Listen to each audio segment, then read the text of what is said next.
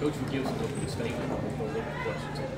Well, real good game today. You know, proud of my guys. They competed to the final horn. One thing about this Kentucky team that they got here this year, they're a real good team. Size-wise, talent-wise, they got it at all 5 positions. Jamal Murray's is a great player. Personally, I ain't seen everybody yet, but I might think Tyler Lewis might be the best point guard in the country by far. Scal, long.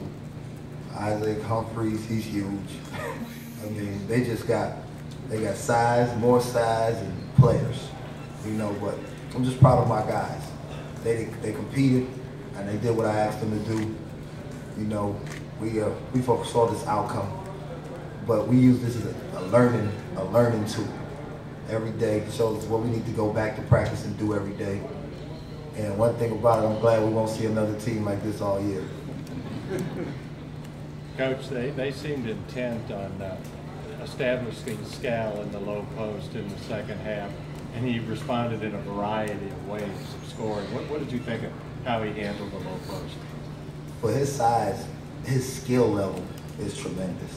You don't find many bigs that young with skill at that size. Footwork is tremendous, and they're doing a great job of working him. I know Coach Payne well, and I know he works with the bigs, and he might be the potential #1 pick in the draft. What was within the team and around campus, what was the mood in the few days leading up to this game, and what do you think they'll take out of this? Well, the mood around campus was, it was electric on campus, you know. It's a big game, great for Kentucky State University, great for, you know, trying to get new students in.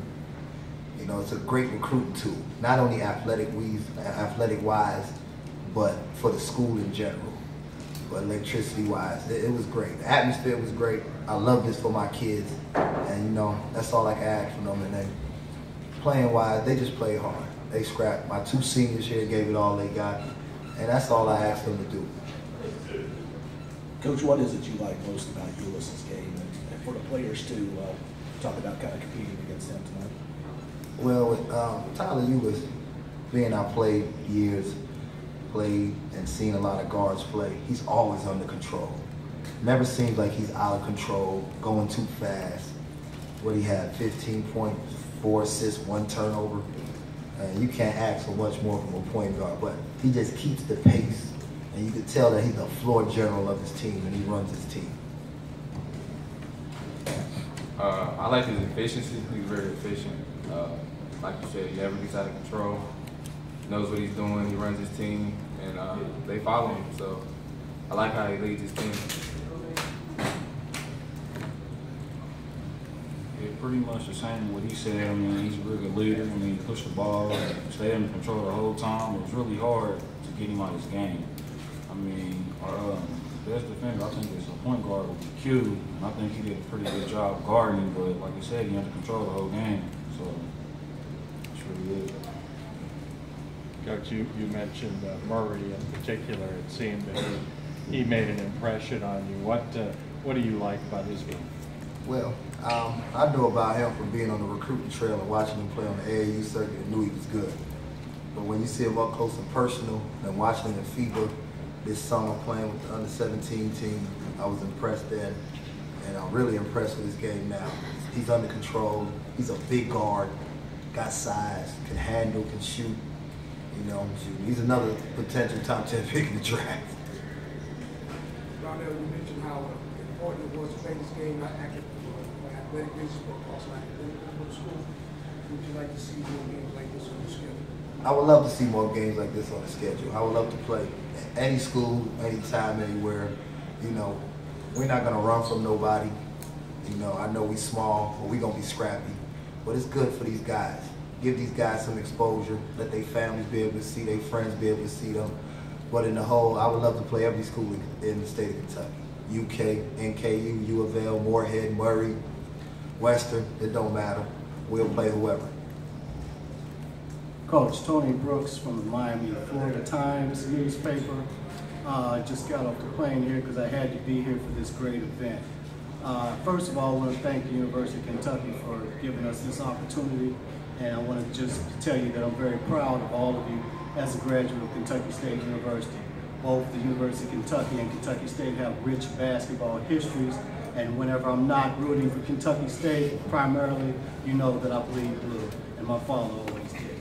But I just wanted to know, want the players to know that I'm proud of you, and I want the university to know that we really appreciate this opportunity because Kentucky is basketball. I know that you're very proud of your players, but are you building and recruiting so that maybe even the next time that we play, we'll have a few more points on the board? Of course, you know, you always build to recruit every day.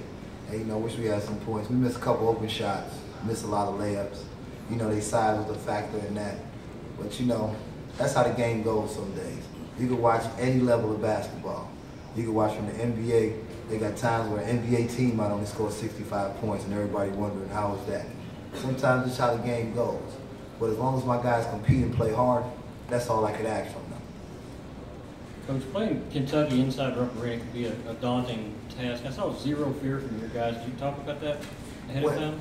Well, like I told them in the beginning, just go out there and play. Give it all you got. Fear, you know, I have an acronym for fear: false evidence appearing real. So you shouldn't have no fear ever. Only thing you should fear is the man upstairs. So you just got to go out there, and I just told them to play with all they got. Just leave it out there. Whatever they do, just compete.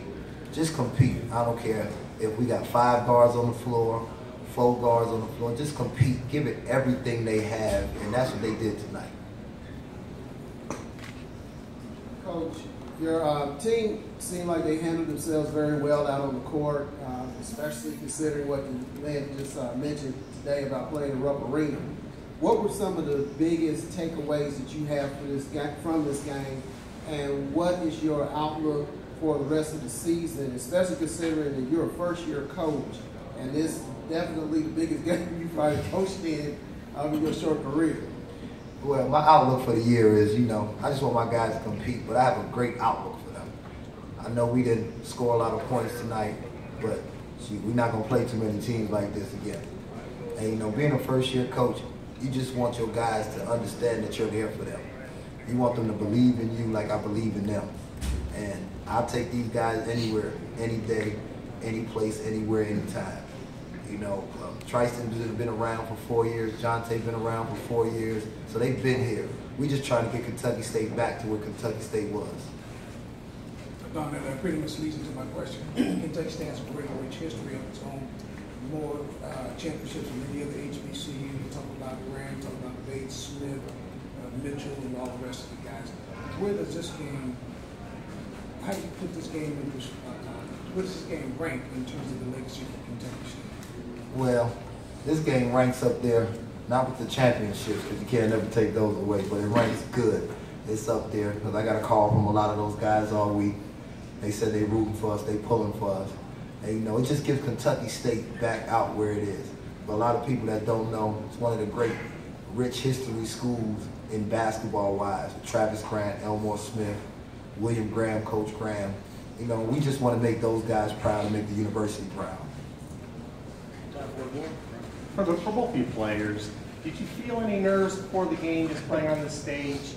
And just give me a comment on what it was like competing against some guys who not only could win the Division I national title, but would probably be dotting the NBA draft this spring. Nervous? Not really. I mean, I've been playing against top-ranked players like pretty much my whole life, so them being in the draft, didn't really mean too much. I mean, they play just like how we play. And then playing one of my teammates from high school played here, Marcus T, and then my friend RJ Hunter, and then Gary. So I mean, I've been around it like pretty much my whole life. So I mean, as far as nervousness, no. That's pretty much it. I wouldn't say nervous. I would say more anxious, just to see where I am compared to them. I mean, they're D1, we're D2, but like I said, we all have the same dream to go pro, whether it's NBA or overseas, D-League, anything. So just to see where you are compared to the top guys at Division I. Folks, thank you very much.